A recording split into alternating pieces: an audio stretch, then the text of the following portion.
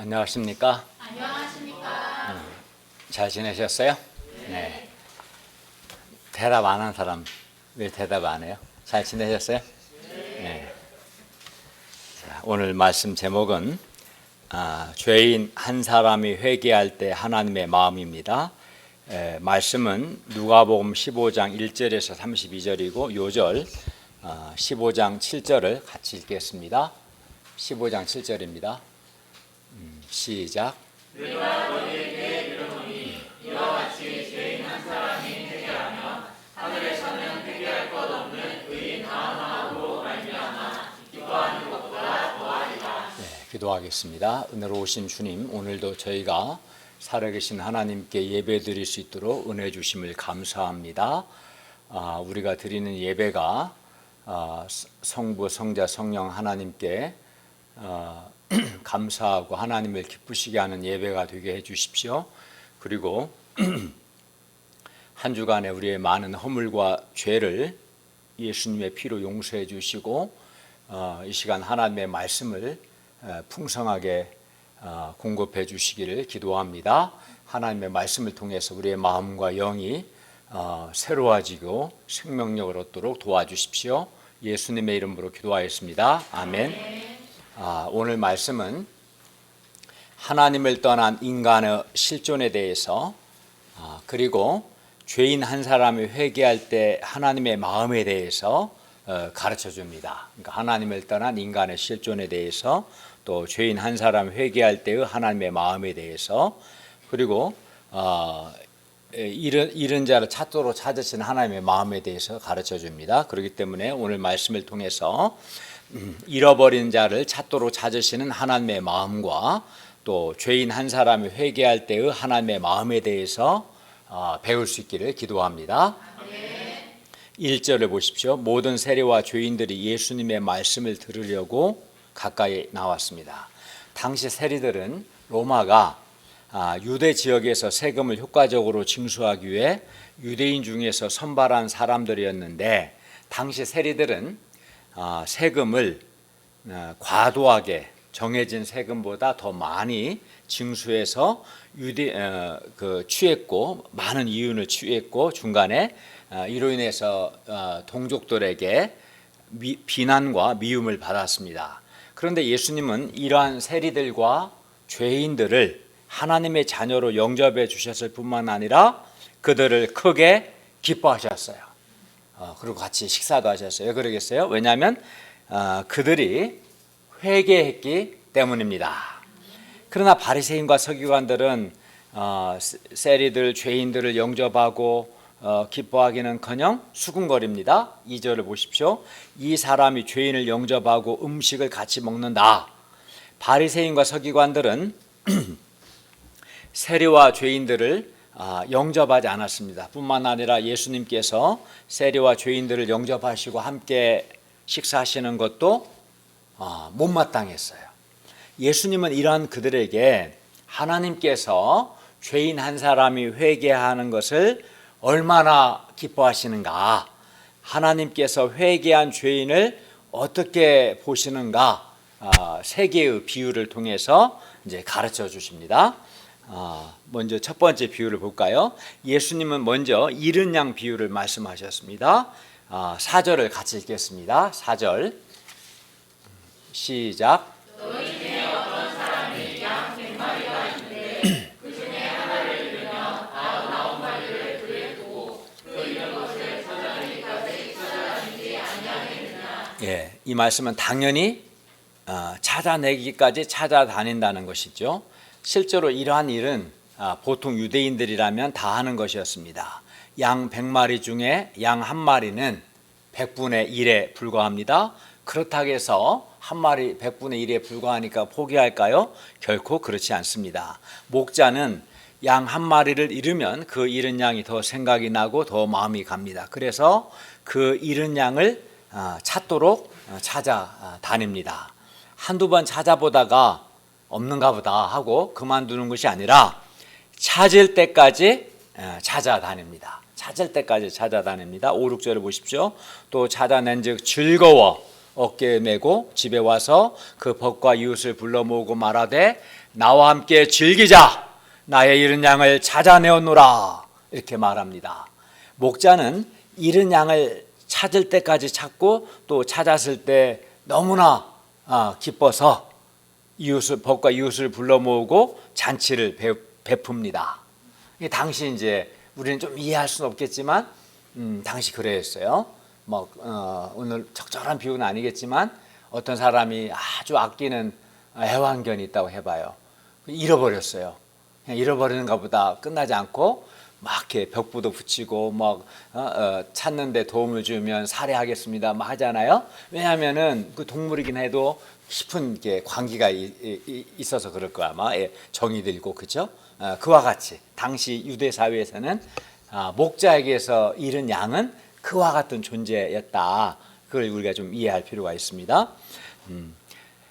예수님은 이 비유의 의미를 다음과 같이 말씀하셨어요. 7절을 보십시오. 내가 너희에게 이르노니 이와 같이 죄인 한 사람이 회개하면 하늘에서는 회개할 것 없는 의인 99으로 말미암아 기뻐하는 것보다 더하리라. 기뻐한다는 거죠. 한마디로 하나님께서는 죄인 한 사람의 회개를 매우 크게 기뻐하십니다. 그러니까 최고로 기뻐하신다 말씀합니다. 이제 두 번째 비유인데 잃은 한 드라크마를 찾은 여인의 비유입니다. 8절에서 10절 말씀입니다. 여기서 한 드라크마는 한 데나리온과 같이 노동자 하루 품삯에 해당하는 돈입니다. 8절을 보십시오.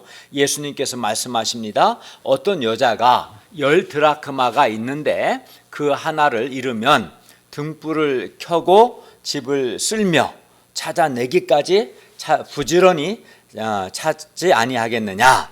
물론 찾을 때까지 부지런히 찾을 것입니다. 여기는 어떤 상황이 있냐면 10드라크마가 동전이 하나의 세트로 이렇게 되어 있는 것 같아요. 그래서 당시에 이제 여자들이 결혼 선물 같은 걸로 받은 거예요. 그러니까 이 10드라크마는 하나의 세트고 어떤 특별한 의미가 있는 거죠. 근데 이 한 드라크마를 잃어버리니까 이게 이제 온전하지 않게 돼버린 거죠. 이런 상황이라고 한번 생각해 보면 좋겠습니다. 그래서 한 드라크마를 잃었을 때 찾을 때까지 부지런히 찾을 것입니다. 그리고 찾아내면 당연히 벗과 이웃을 불러서 모으고 이렇게 말할 겁니다. 9절을 보십시오. 나와 함께 즐기자. 잃은 드라크마를 찾아내오노라. 이 비유의 결론도 잃은 양의 비유와 같습니다. 10절을 다 같이 읽을까요? 10절 시작.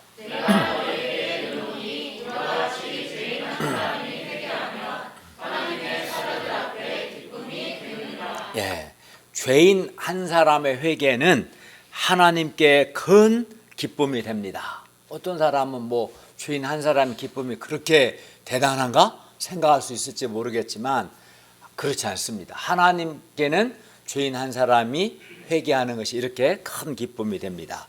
양 100마리 중에서 잃은 양 하나를 되찾은 목자의 비유나 10드라크마 중에서 잃은 한 드라크마를 되찾은 여자의 비유를 통해서 예수님께서 말씀하고자 하시는 것은 죄인 한 사람이 회개하면 하나님께서 매우 크게 기뻐하신다라는 겁니다. 하나님께서는 마찬가지로 세리와 죄인들이 회개한 것을 매우 크게 기뻐하셨습니다. 그러니 바리새인과 서기관들 역시 하나님의 이 기쁨에 죄인 한 사람이 회개한 것을 기뻐하시는 하나님의 이 기쁨에 동참하라는 뜻입니다. 예수님은 죄인 한 사람이 회개하면 하나님께서 얼마나 크게 기뻐하시는가를 가르쳐 주기 위해서 또 다른 세 번째 비유를 말씀합니다. 이렇게 세 번이나 동일한 비유를 말씀하시는 것은 그만큼 죄인 한 사람이 회개한 것을 하나님이 매우 크게 기뻐하신다는 것을 강조하기 위해서입니다. 11절을 보십시오. 어떤 사람에게 두 아들이 있었습니다. 이 사람은 품꾼을 많이 둔 부자였고 또 품꾼들에게 양식을 풍족하게 주는 사람이었습니다. 본문에 이 사람은 아주 부자였고 성품이 아주 좋은 사람이었어요. 그래서 품꾼들에게 아마도 1억 이상의 기본 연금에다가 여러 종류의 각종 상여금을 주고 또 품꾼들 자녀들의 교육비까지 다 지원해 주었습니다. 또 때마다 휴가도 많이 주었어요. 품꾼들에게, 고용한 품꾼들에게 이렇게 잘하는데 아들에게는 얼마나 더 잘하겠습니까? 아주 잘하겠죠. 그런데 그의 둘째 아들은 이렇게 사랑이, 능력도 많고 사랑이 많은 아버지 집에서 아버지와 함께 사는 것이 얼마나 큰 은혜고 얼마나 큰 복인가 깨닫지를 못했습니다. 여러분은 깨닫습니까? 아무 말도 없어요. 여러분은 깨달아요? 예, 깨달아야겠죠. 본문의 아버지는 아들의 유익과 아들의 행복을 위해서 영육간의 좋은 환경을 만들어 주었습니다. 그리고 인격적이고 섬세한 사랑으로 아들을 돌봐주었어요. 그러나 둘째 아들은 이런 아버지의 아주 인격적이고 섬세한 사랑을 사랑으로 여기기보다 다 인격적이고 섬세한 간섭으로 느꼈습니다. 둘째 아들은 아버지를 떠나서 자기 마음대로 아버지 간섭을 받지 않고 자기 마음대로 살고 싶었어요. 그리고 이렇게 자기 마음대로 아버지를 떠나 자기 마음대로 살면 아주 자유롭고 아주 행복할 것이다 라고 생각했습니다. 그리하여 어느 날 아버지 집을 떠나고자 하는 중대 결심을 하고 아버지에게 가서 말합니다. 12절 상반절을 보십시오. 내게 주소서까지 읽겠습니다. 시작. 그 둘째가 아버지에게 말하되 아버지여 세상 중에서 내게 구할 분깃을 내게 주소서. 예, 여기서 분깃을 주라는 것은 유산을 달라는 겁니다. 아버지가 죽지도 않았는데 죽은 다음에야 받을 분깃을 미리 달라는 것은 자식이 해서는 안 될 말입니다. 이 아들은 자기 아버지의 사랑도 은혜도 모르는 불효자식이었어요. 아버지는 아들에게 재산을 주면, 그 많은 재산을 주면 틀림없이 아들이 그 돈을 다 허랑방탕하게 쓸 것을 알았습니다. 그러나 나중에라도 둘째 아들이 아버지의 사랑을 깨닫고 아버지께 돌아오도록 하기 위해서 둘째 아들에게 그의 몫을 주었습니다. 안 주고 그냥 내보내버리면 아버지를 미워하고 이렇게 좋지 않게 생각하기 때문에 다 주었어요. 13절을 보십시오. 그 둘째 아들은 이제 며칠이 안 되어 재물을 다 모아가지고 먼 나라에 갔습니다. 여기서 재물을 다 모았다는 것은 먼 나라에 가서 쓸 수 있도록 현금화했다는 뜻입니다. 그리고 먼 나라에서 허랑방탕하여 그 재산을 다 낭비했습니다. 그러니까 성경 저자는 어떻게 낭비했는가, 어떻게 허랑방탕했었는가를 자세히 이야기는 안 해요. 뭐 다양하게 했겠지. 막 그 술도 먹고 융주점도 가고 또 이상한 데 투자했다가 망하기도 하고 여러 가지 했겠죠. 재산이 많았기 때문에. 그러나 어쨌든 한마디로 말하면 허랑방탕하고 그 재산을 다 낭비했다. 결론은 이제 그것만 얘기하고 있습니다. 어떻게 낭비했는가가 중요한 건 아니니까. 둘째 아들이 먼 나라에서 허랑방탕하여 그 재산을 낭비한 것을 보면 그가 아버지를 떠난 이유가 허랑방탕하여 그 재산을 다 낭비했다라는 걸 보면 그가 아버지를 떠난 이유가 아버지를 떠나 육체와 본성이 원하는 대로 허랑방탕하게 살고 싶었기 때문이었음을 알 수 있습니다. 그러니까 그가 아버지를 떠나서 한 일이 뭔가를 보면 그가 왜 그토록 아버지 집을 떠나고자 했는가를 알 수 있어요. 그거 뭐냐면 아버지 집을 떠나서 한 일이 뭐예요? 허랑방탕하게 산 것이고, 그죠? 그 결과 재산을 다 낭비한 거잖아요. 허랑방탕하게 살고 싶은 거예요. 허랑방탕하게 산다는 것은 본성대로 육체가 원하는 대로 내 마음대로 살고 싶은 거죠. 네. 많은 사람들이 육체와 본성이 원하는 대로 허랑방탕하게 사는 것이 자유고 또 그렇게 살면은 행복할 것이라고 이제 생각합니다. 그러나 그렇게 육체와 본성이 원하는 대로 허랑방탕하게 사는 것은 그것은 결코 자유가 아니라 죄입니다. 그리고 그 결과는 행복이 아니라 영적인 심각한 결핍과 비참함 뿐입니다. 하나님을 떠나 육체와 본성이 원하는 대로 살고자 하는 사람들은 이것을 알고 정신을 차려야 합니다. 본문의 둘째 아들은 아버지의 둘째 아들로서가 아니라 아버지로부터 독립해서 살고 싶었습니다. 그리고 그것을 그는 자유라고 잘못 생각한 거죠. 아버지로부터 독립하는 게 자유는 아닌 거죠, 사실은. 그래서 그는 며칠이 안 되어 먼 나라로 갔고, 할 수만 있으면 뭘 아버지로부터 전혀 간섭 안 받고 싶어서 그것도 이웃 나라로 가면 금방 올 수 있는데 먼 나라로 가고 거기서 정말 자기가 하고 싶은 대로 마음껏 살았습니다. 그러나 그가 언제까지나 그렇게 살 수는 없었습니다. 왜냐하면 그가 아버지에게서 받은 재물이 많았기는 했지만 재물을 결국 계속 쓰다 보니까 결국은 없어지고 말았기 때문입니다. 13절 하반절과 14절 상반절을 보십시오. 거기서 허랑방탕하여 그 재산을 낭비하더니 다 없앤 후 둘째 아들은 먼 나라에서 그 많은 재산을 다 낭비하고 말았습니다. 그런데 엎친 데 덮친 격으로 그 나라에 크게 흉년이 들었어요. IMF 때보다 경기가 더 나빴습니다. 세계적으로 경제가 좋지 않았습니다. 그러다가 코로나19까지 생겨서 그렇지 않아도 안 좋은 경제가 더 안 좋아졌습니다. 경제 불황이 전 세계적이었습니다. 둘째 아들은 이제 비로소 궁핍해졌어요. 가진 것이 하나도 없었고 먹을 것도 없었습니다. 15절을 보십시오. 결국 그는 먹고 살기 위해서 가서 그 나라 백성 중 하나에게 붙여 살아야 했습니다. 아버지를 떠나서 자유롭게 살고자 했던 둘째 아들은 어떻게 됐어요? 결국에는 가진 재산을 다 낭비하고 먼 나라 사람의 품꾼이 되어서 사는 아주 비참한 신세가 된 겁니다. 아버지 집에서는 품꾼이 아닙니다. 아들입니다. 아들은 모든 걸 풍성하게 누리며 살았어요. 근데 아버지를 떠나 먼 나라에 가서는 가진 것을 다 낭비하고 품꾼으로 전락해버렸어요. 신분이 얼마나 비참합니까? 그리고 유대인들이 가장 싫어하는 돼지치기 알바를 하게 되었습니다. 왜냐하면 유대인들은 돼지를 부정한 동물로 보기 때문에 돼지치기를 아주 경멸했습니다.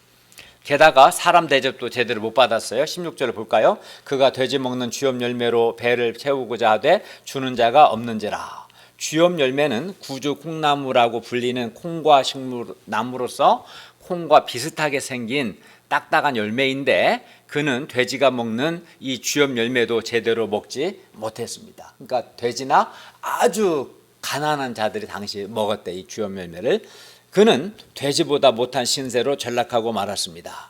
본문의 둘째 아들은 자기 아버지만 떠나면 하고 싶은 것을 마음껏 하고 자유롭고 행복하게 살 것이라고 생각했어요. 그러나 둘째 아들은 현실을 보면 어떻습니까? 가진 재산을 다 낭비하고 궁핍하게 되었습니다. 그리고 아버지의 아들이라는 영광스러운 지위에서 먼 나라 사람 품꾼으로 신분이 낮아 전락하게 되었고요. 돼지 주엽 열매도 못 먹는 아주 비참한 신세가 되고 말았습니다. 생각해보면 정말 불쌍한 거죠.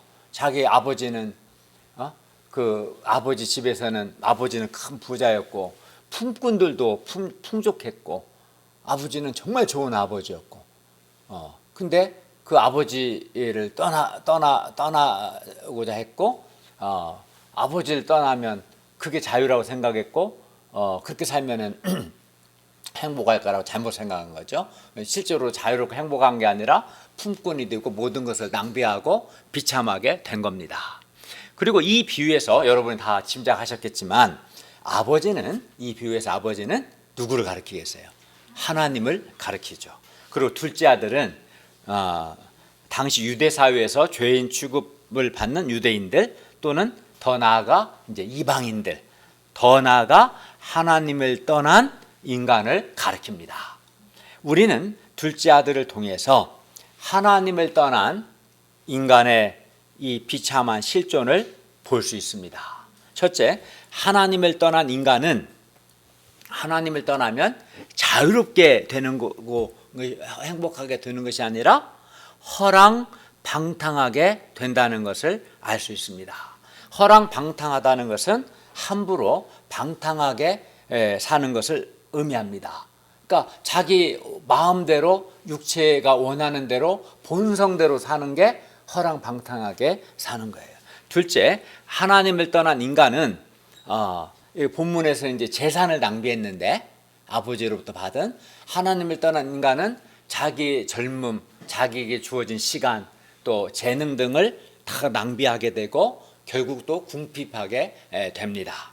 하나님을 떠난 인간은 비록 물질적으로는 경제적으로는 궁핍하지 않을지라도 하나님을 떠난 인간들 중에 부자 많아요. 그러나 반드시 영적으로는 궁핍하게 됩니다. 즉 심각한 결핍을 느낍니다. 그러니까 물질적으로는 부자가 있어요. 많아. 그렇지만 영적인 결핍을 느끼게 돼요. 예를 들어 하나님을 떠난 인간은 하나님을 떠났기 때문에 하나님의 사랑과 하나님의 자비, 긍휼, 은혜로부터 결핍을 느끼게 돼요. 왜냐하면 하나님 떠났으니 하나님의 사랑과 자비와 긍휼과 은혜가 없어졌잖아요. 그에 대한 결핍이 있고, 또 하나님을 떠나면 생명력을 결핍이 되고 자존감의 결핍, 내적인 힘의 결핍, 무엇보다 참 기쁨과 참 만족, 참 평안의 결핍 등 반드시 영적인 결핍을 경험해요. 하나님을 떠나면 인간이 자유로워지는 게 아니라 궁핍하게 되고 결핍을 경험하게 되는 거죠. 그리하여 하나님을 떠난 인간은 비록 물질적인 풍요 속에서도 영적인 결핍과 궁핍으로 고통하게 됩니다. 빌 게이츠 같이 전 세계적으로 엄청나게 부자잖아요. 근데 하나님을 떠나면 그는 결핍을 느꼈고 그 결핍을 자기 회사 여직원과의 불륜을 통해서 채우려고 하지만 채워지지 않죠. 보면 아주 전 세계적으로 아주 쪽팔리게 돼버린 거죠. 아내한테 버림받고 자식으로부터 존경받지도 못하고. 돈이 그렇게 많으면 행복할 거라고 생각하지만 착각입니다. 돈이 해줄 수 있는 게 있고 영적인 것들은 돈이 해결해 주지 못하는 거예요. 그리고 그 영적 결핍을 이제 사람들은 뭔가 결핍을 느끼니까 하나님이 아닌 다른 것을 통해서 채우려고 하는데 그 과정에서 사람은 죄를 짓고 악을 행합니다. 아까 본 것처럼 불륜을 행할 수도 있고요. 우상 숭배할 수도 있고 사람들의 인정과 칭찬에 목말라 할 수도 있고요. 그냥 결핍이 있으니까 결핍을 채우고 싶어서 잔재미와 쾌락을 추구할 수도 있고 아무리 인터넷 막 그런 거 많이 해보신다 해서 채워지는가 더 중독되죠.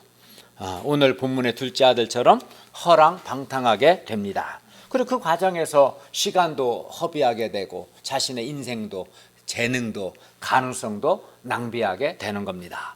세상 정욕을 통해서 영적 결핍을 채우려고 합니다. 쇼핑을 많이 하면 행복할 것 같아요? 그 잠깐이죠. 피곤할 뿐입니다.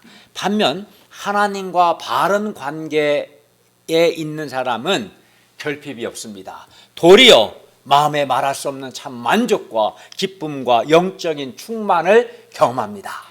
하나님을 떠나면 결핍을 경험하지만 하나님께로 돌이켜서 하나님과 바른 관계 안에 머물면 영적인 만족과 충만을 누리게 됩니다. 결코 결핍을 느끼지 않습니다. 여러분 중에 혹시 지금 영적 결핍을 경험하고 있다면 이는 그가 하나님과의 관계가 바르지 않기 때문에 그렇습니다. 회개하고 하나님에게 순종하고 하나님의 통치를 받으면 그는 내적인 참 만족과 풍성함을 누리게 될 것입니다.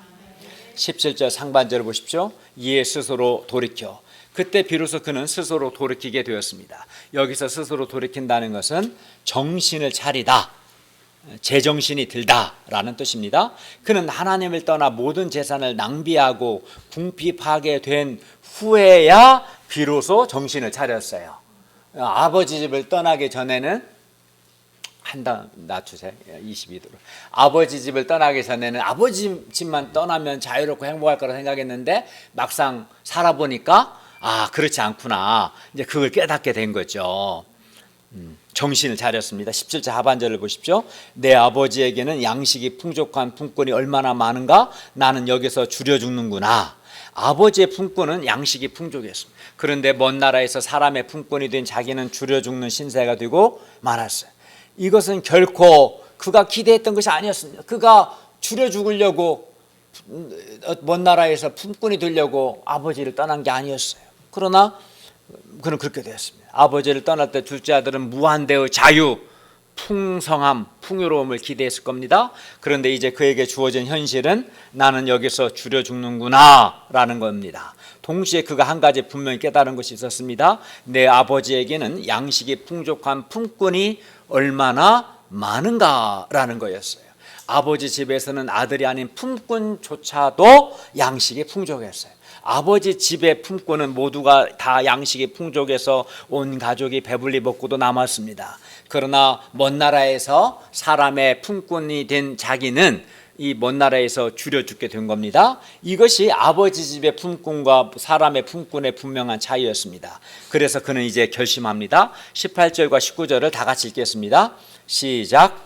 내가 일어나 아버지께 가서 이르기를 아버지 내가 하늘과 아버지께 죄를 지었사오니 지금부터는 아버지의 아들이라 일컬음을 감당하지 못하겠나이다. 나를 품꾼의 하나로 부숴서 하리라 하고. 둘째 아들은 이제 자기는 더 이상 아버지의 아들로 불릴 자격이 없다는 것을 알았습니다. 그 자신이 아버지를 거부하고 아버지 아들이기를 거부했었습니다. 이런 그가 이제 무슨 염치로 아버지한테 미리 유산 돌락해서 먼 나라 가서 다 허랑방탕하게 쓰고 나서 이제 무슨 염치로 아버지를 아버지로 부를 수 있으며 무슨 염치로 아들 대접을 받겠습니까? 그는 아버지께 이렇게 말하고자 했습니다. 그가 이 사람은 그래도 염치가 있는 사람이었던 거, 부끄러움을 아는 사람이었던 것 같아요. 자기가 한 짓을 알고 있었던 거야. 내가 아버지한테 해서는 안 될 행동을 했다, 이런 생각이 있었던 것 같아요. 그래서 그는 나를 아들이 아닌 품꾼의 하나로 보소서 이렇게 말하려고 했어요. 그리고 그는 일어나 아버지께로 돌아갔습니다. 20절 상반절을 보십시오. 이에 일어나서 아버지께로 돌아가니라. 회개란 이렇게 하나님 아버지께로 하나님께로 돌아가는 것입니다. 이게 회개입니다. 그런데 어떤 사람은 둘 중 두 가지 종류의 사람이 있어요. 회개하지 않는 사람 중에 자신의 현재 비참한 실존이 하나님을 내가 떠났기 때문에 내가 이렇게 결핍을 느끼고 비참하구나. 물론 하나님을 떠났다는 개념이 아예 예배도 안 오고 말씀 공부도 안 하는 이제 그런 차원 22도를 하라는 거예요. 22도로. 조금만 더 낮춰서 온도를. 아예 이제 예배도 안 드리고 그렇게 완전히 물리적으로 떠난 사람도 있지만 막상 몸은 하나님의 집에 있지만 마음은 하나님을 떠난 사람도 있죠. 둘 다 이제 하나님을 떠난 거예요. 하나님을 떠났기 때문에 내가 결핍을 느끼는구나, 비참하구나, 이걸 이제 못 깨닫는 사람이 있고, 또 어떤 사람은 이걸 깨닫긴 해요. 내가 하나님을 떠났기 때문에 형식적으로든 실제적으로든 하나님의 통치를 받지 않으니까 내가 이렇게 비참하구나, 결핍을 느끼는구나, 이렇게 알아요. 그러나 이런저런 이유로 하나님께로 돌아가진 않습니다. 그러나 이것은 결코 회개가 아닙니다. 회개라는 것은 하나님께로 돌아가는 거예요. 그게 회개입니다. 하나님께 순종하는 겁니다. 회개란 하나님께 순종함으로 하나님의 통치를 받는 것, 이게 회개입니다. 본문의 둘째 아들이 아버지께로 돌아가고자 할 때 아버지가 나를 받아주실까, 형이나 아버지의 품꾼들이 나를 비난하거나 정죄하지는 않을까 등 여러 가지 인간적인 생각할 수 있었을 겁니다. 염치가 있으니까 이런 생각도 하겠죠. 또는 기왕 망가진 인생 그냥 되는 대로 살까 자포자기할 수도 있었을 겁니다. 본문의 둘째 아들은 정신을 차렸지만 어떤 사람은 아직도 정신을 못 차리고 세상 정욕에 대한 미련 때문에 여전히 하나님과 세상 사이에서 갈등하는 것을 봅니다. 그러나 오늘 본문의 둘째 아들은 아버지께로 돌아가고자 결단했고 실제로 그렇게 했습니다. 즉 회개한 겁니다. 왜냐하면 그것만이, 회개하는 것만이 그에게 유일한 구원의 길이었기 때문입니다. 생각해 보십시오. 그가 만약 아버지께 돌아가지 않았다면 그는 먼 나라에서 일생 죄의식과 정죄감 가운데 사람의 품꾼이 되어 궁핍하게 살다가 결국 비참하게 죽었을 겁니다. 우리는 하나님을 떠난 인간의 이러한 비참한 실존을 깨닫고 하나님께로 돌아가야 합니다. 즉 하나님께 순종함으로 하나님의 통치를, 은혜로운 통치를 받아야 합니다. 그리고 이것이 바로 회개입니다. 본문의 둘째 아들은 자기의 비참한 실존은 아버지를 떠났기 때문임을 깨닫고 아버지께로 돌아왔습니다. 그러나 그가 편한 마음으로 돌아온 것은 아니었습니다. 돌아오는 그의 마음에 강한 죄의식이 있었습니다. 18, 19절을 보십시오. 내가 하늘과 아버지께 죄를 지었사오니 지금부터는 아버지의 아들이라 일컬음을 감당하지 못하겠나이다. 그리하여 그는 자신은 이제 아버지의 아들이라 일컬음을 받을 자격이 없고 품꾼의 하나로 써달라고 부탁하고자 했습니다. 그러나 아버지는 달랐습니다. 20절을 보십시오. 아직도 거리가 먼데 멀어요, 저 아들이 오는 게. 그러나 아버지는 아들을 알아보고 측은히 여겨 불쌍히 여겨서 달려가서 목을 안고 입을 맞추었습니다. 아들은 아버지의 대환영에 당황했을 겁니다. 아버지를 다시 배우니 너무나 죄송하고 부끄러웠을 겁니다. 그래서 아버지께 이렇게 말했습니다. 21절을 보십시오. 아버지, 내가 하늘과 아버지께 죄를 지었사오니 지금부터는 아버지 아들이라 일컬음을 감당하지 못하겠습니다. 그러나 아버지는 그 아들의 말을 무시하며 종들에게 말합니다. 22절에서 24절을 보십시오. 제일 좋은 옷을 내어다가 입히고 손에 가락지를 끼우고 발에 신을 신기라. 그리고 살찐 송아지를 끌어다가 잡으라. 우리가 먹고 즐기자. 이 내 아들은 죽었다가 다시 살아났으며 내가 잃었다가 다시 얻어노라. 그러자 모두 즐거워했습니다. 여기서 좋은 옷은 명예의 표지, 명예를 가리키고 가락지는 권위를 가리키고 신은 자유인의 표지였습니다. 그러므로 이는 아버지가 돌아온 둘째 아들에게 아들로서의 지위와 명예와 권위를 완전히 회복시켜 줬다는 뜻입니다. 아들로서의 모든 것을 다 회복시켜 준 겁니다. 그리고 아버지는 아들의 집 아버지를 떠나서 무슨 짓을 했는지 조금도 추궁하지 않았습니다. 아버지는 죄지은 그 아들을 다 용서하고 품꾼이 아닌 아들로 맞아주셨습니다. 아버지는 아들이 돌아왔다는 그것으로 인해서 그것만으로 기뻐했고 감사했습니다. 아버지에게 그 아들은 죽었다가 다시 살아났으며 잃었다가 다시 얻은 아들이었습니다. 아들이 아버지를 거부하고 먼 나라로 갔을 때 아버지에게 아들은 죽은 거나 마찬가지였어요. 아버지는 귀한 아들을 잃어버린 겁니다. 아들이 아버지를 거부했을 때 아버지에게 아들은 없는 것과 같았습니다. 그런데 그 아들이 이제 정신을 차리고 다시 아버지를 인정하고 아버지께로 돌아온 겁니다. 그래야 이렇게 아버지는 이렇게 말합니다. 우리가 먹고 즐기자. 내 아들은 죽었다가 다시 살아났으며 내가 잃었다가 다시 얻었다. 그 아들이 비록 죄를 지었고 아버지를 떠났었지만 아버지께로 다시 돌아왔기 때문에 아버지에게 그 아들은 죽었다가 다시 살아난 것과 같고 잃었다가 다시 얻은 아들과 같은 거예요. 우리는 하나님께로 나아갈 때 나아가고 싶은 마음이 있으면서도 한편 우리 나의 죄로 인해서 마음이 무겁습니다. 하나님께 나아가고 싶으면서도 이런 나를 반복해서 넘어지는 나를 하나님께서 영접하실까, 하나님께서 나를 용서하실까 하는 때로는 어떤 죄의식이나 정죄감이 들 때가 있습니다. 그러나 우리가 회개하고 하나님께로 돌이키기만 하면, 오늘 본문이 계속 반복해서 말씀하는 것은 하나님께서는 회개한 사람에 대해서 죽은 아들이 다시 살아나고 잃었던 아들을 다시 찾은 것처럼 생각하시고 매우 크게 기뻐하신다는 거예요. 그러니까 회개한 사람을 바라보는 하나님의 마음이 그거예요. 죽은 아들이 다시 살아난 것과 같고 잃었던 아들을 다시 되찾은 것과 같습니다. 하나님께 있어서 회개한 죄인은 죽었다가 다시 살아난 아들과 같고 잃었다가 다시 얻은 아들과 같습니다. 그만큼 회개한 죄인은 하나님께 큰 기쁨입니다. 네. 따라서 우리는 하나님께 나아갈 때 두려워하거나 부담을 가질 필요가 전혀 없습니다. 죄의식과 정죄감을 가질 필요도 없습니다. 하나님께서 회개한 나를 죽었다가 살아난 아들처럼 잃었다가 되찾은 아들처럼 여기고 기뻐할 것이다 라는 확신을 가지고 우리가 회개하기만 하면 되는 것입니다. 이걸 잘 아셔야 돼요. 그래서 회개하고자 할 때 부담감을 갖지 않고 도리어 하나님이 회개한 나를 기뻐하실 거라는 확신을 갖고 회개할 수 있기를 바랍니다. 아버지는 이 내 아들은 죽었다가 다시 살아났으며 내가 잃었다가 다시 얻었노라 라며 기뻐했는데 큰아들은 전혀 기쁘지 않았어요. 그러니까 둘째 아들의 형인 거죠. 큰아들은 안 기뻤어요. 오히려 화가 나서 말합니다.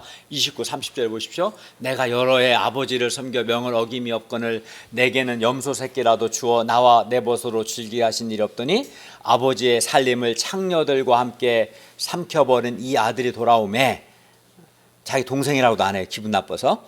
이를 위해 살찐 송아지를 잡으셨나이다. 그러니까 아마 이 사람이 허랑방탕하게 터비했을 때 창녀들과 노는 것도 포함됐었던 것 같아요. 이렇게 말한 거 보면 큰아들은 자기 동생이 돌아왔는데도 전혀 기쁘지 않았습니다. 도리어 나는 열심히 일했다. 나는 한 번도 아버지 명령을 어긴 적이 없는데, 나는 집을 나가지도 않았다. 나는 아버지 재산을 전혀 낭비하지도 않았다는 자기 의 때문에, 자기는 의롭다는 이런 마음 때문에 이제 화가 난 거예요. 자기는 의로운데 저놈은 나쁜 놈인데 아무리 동생이라도 어떻게 저렇게 나쁜 놈을 저렇게 기뻐하는가. 그걸 보니까 화가 나고 마음이 하나도 기쁘지도 않고 불편했어요. 아버지가 열심히 일한 자기는 소홀히 하고 죄짓고 돌아온 동생만 귀하게 여긴다고 불평했어요. 그럼 나도 이럴 줄 알았으면 나가서 깽판치다 올 걸. 이렇게. 그래서 동생이 돌아온 것에 대해서 하나도 기쁘지 않았습니다. 그러나 돌아온 아들에 대한 아버지의 마음은 큰아들의 마음과는 달랐어요. 33절을 볼까요? 너의 동생은 죽었다가 살아났으며 내가 잃었다가 얻었기로 다 우리가 즐거워하고 기뻐하는 것이 마땅하다. 이게 오늘 본문을 보면 계속 뭐가 반복돼요. 그러니까 죄인 하나가 회개한 것에 대해서 죽었다가 다시 살아나는 것과 같고 잃었다가 다시 찾은 것이다. 이거는 그러니까 이건 정말 우리가 매우 크게 기뻐하고 즐거워해야 한다.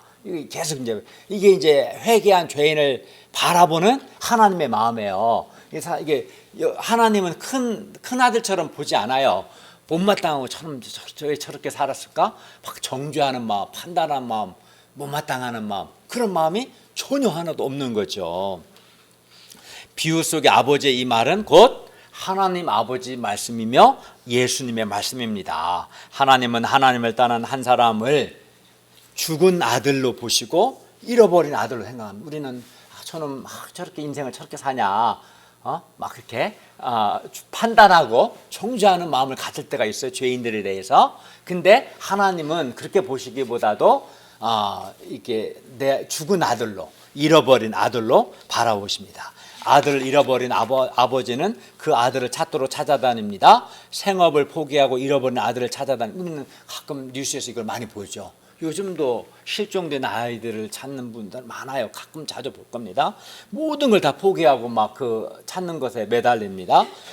이게 이제 잃어버린 아들을 찾는 아버지 마음이겠죠. 하나님 아버지는 하나님을 떠난 죄인에 대해서 바로 이런 마음을 가지십니다. 하나님은 하나님을 떠난 인간을 죽은 아들, 잃어버린 아들로 여기시는 거죠. 그리고 죄인 하나가 회개하면 하나님 아버지는 죽었던 아들이 다시 살아난 것처럼, 잃었던 아들을 다시 되찾은 것처럼 기뻐하십니다. 너무 기뻐서 잔치를 하시고 회개한 죄인을 품꾼이 한 아들로 대우하십니다. 하나님 아버지의 아들의 지위를 회복시켜 주십니다. 아들로서의 특권과 풍성함을 누리게 하십니다. 우리는 때로 자신의 죄나 허물 때문에 나는 하나님의 자녀가 될 자격이 없다라든가, 나는 목자가 될 자격이 없다라든가, 나는 하나님께 축복받고 쓰임받을 자격이 없다라고 생각할 수 있습니다. 그러나 우리가 어떠한 죄를 지었든지 무슨 잘못을 했든지 회개하기만 하면, 내가 정말 하나님께 돌이키기만 하면 하나님 아버지는 우리를 죽었다가 다시 살아난 아들이요 잃었다가 다시 얻은 아들로 여기시고 우리를 큰 기쁨으로 맞아 주십니다. 이것이 바로 하나님의 마음입니다. 따라서 우리가 해야 할 일이 뭡니까? 그것은 오늘 본문의 둘째 아들처럼 회개하는 것입니다. 일어나 하나님 아버지께로 돌아가는 것입니다. 그리하여 하나님께 순종하고 하나님의 통치를 받는 것, 이게 바로 회개입니다. 그리고 더 나아가 우선은 내가 회개하면 하나님이 죽었던 아들을 되살아난 것처럼, 잃었던 아들이 되찾은 것처럼 매우 크게 기뻐하신다는 걸 확신하고 내가 먼저 회개하는 거, 하나님께로 돌이키는 거 중요하고, 더 나아가서는 이런 하나님의 동역자가 되어서 죄인 한 사람이 회개할 때까지 우리가 찾는 것입니다. 어떻게 찾을까 바로 보겠습니다. 이 상을 통해 우리는 몇 가지 중요한 진리를 배웁니다. 첫째는 하나님을 떠난 인간은 시간과 재능을 낭비하고 허랑방탕하게 되고 심각한 영적 결핍을 경험하게 된다는 겁니다. 심각한 결핍을 경험하고 비참하게 됩니다. 둘째는 하나님은 죄인 한 사람이 회개하는 것을 매우 크게 기뻐하신다는 겁니다. 우리가 반복해서 배웠어요. 하나님은 우리가 회개하는 것을 죽었던 아들이 다시 살아난 것처럼 매우 기뻐하십니다. 그러므로 우리는 하나님께서 나의 회개를 기뻐하신다는 확신을 가지고 기쁜 마음으로 회개해야 합니다. 셋째는 우리도 죄인 한 사람을 회개하는 것을 즐거워하고 기뻐하는 것이 마땅합니다. 오늘 본문의 바리새인과 서기관들은 죄인들이 회개하는 것을 기뻐하지 않았습니다. 이는 자기는 둘째 아들과 다르다는 자기 의 때문에 그렇습니다. 아마 자기는 첫째 아들이라고 생각하는 사람들 중에 이런 사람들이 있을 것입니다. 그러나 우리가 알아야 할 것은 첫째 아들, 즉 바리새인이나 서기관이나 둘째 아들, 셀이나 죄인들이나 우리는 다 예수님의 십자가의 죽으심의 은혜로 구원받는다는 거예요. 첫째 아들은 인간적으로 성실하게 보이지만 첫째 아들 역시 예수의 피로 구원받는 겁니다. 그러므로 우리는 어느 누구도 하나님 앞에서 자기 의를 주장할 수 없습니다. 상대적으로는 첫째 아들이 둘째 아들보다 의로워 보이지만 하나님 앞에서는 모든 사람이 다 죄인입니다. 그래서 이걸 알아야 돼요. 둘째 아들도 은혜로 구원받고 첫째 아들도 은혜로 구원받습니다. 그 똑같아요, 그게. 그리고 우리는 구원받는 것뿐만 아니라 하나님께 쓰임 받는 것도 은혜입니다. 그러니까 우리가 하나님께 구원받을 뿐만 아니라 하나님께 충성하고 헌신할 수 있는 것, 이게 하나님께 쓰임 받는 건데 이거 자체가 은혜인 거예요. 이거 자체가 은혜이기 때문에 이거를 내가 하나님께 충성 헌신하는 것을 자기로 여겨서는 안 되는 겁니다. 그리고 이렇게 우리가 구원받은 것도 은혜고 하나님께 충성하고 헌신하며 쓰임 받는 것도 은혜라는 것을 잘 알 때 우리는 죄인 한 사람이 회개하는 것을 즐거워하고 기뻐할 수 있습니다. 그러니까 자기 의가 있는 사람은 하나도 안 기쁘죠. 그러나 내가 저 사람보다 상대적으로는 성실할지는 모르겠지만 하나님 앞에서는 내가 저 사람의 나나 모든 사람이 다 죄인이고 은혜로 구원받는 거다라는 것을 아는 사람은 겸손해요. 자기의가 없고 또 내가 하나님을 섬기고 쓰임받을 수 있는 것 자체가 은혜다, 이걸 아는 사람은 자기가 헌신하고 충성하는 것에 대해서 조금 더 자기의가 없고 오히려 은혜를 여기고 감사할 뿐입니다. 이 마음이 있는 사람, 이 마음을 가져야 자기의가 없어지고 정말 감사하게 되는 거죠. 마지막 넷째, 그러므로 우리는 죄인 하나의 회개를 위해서 수고하고 헌신해야 합니다. 예수님의 복음 사역의 초점도 죄인 한 사람의 회개였습니다. 복음 역사라는 것이 막연한 게 아닙니다. 단번에 갑자기 큰 역사를 이루는 것도 아닙니다. 죄인 한 사람이 회개하고 하나님께로 돌아오는 것이 중요합니다. 그래야 예수님도 공생의 기간 동안 죄인 한 사람을 하나님께로 돌이키기 위해서 많은 사랑의 수고를 하셨어요.